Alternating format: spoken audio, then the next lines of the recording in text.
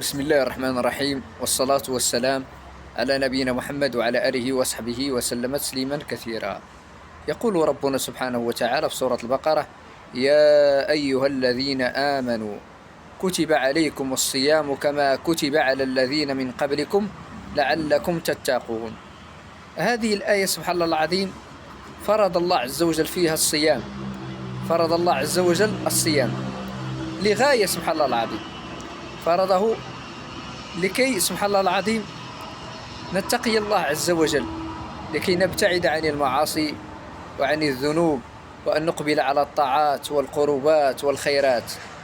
فإذا لم نتق الله عز وجل أيها الأحباب، فإذا لم نتق الله عز وجل في شهر رمضان، فمتى نتقي الله عز وجل؟ تأملوا هذه الآية سبحان الله العظيم لعلكم تتقون. وصلى الله على نبينا محمد وعلى آله وصحبه وسلم تسليما كثيرا.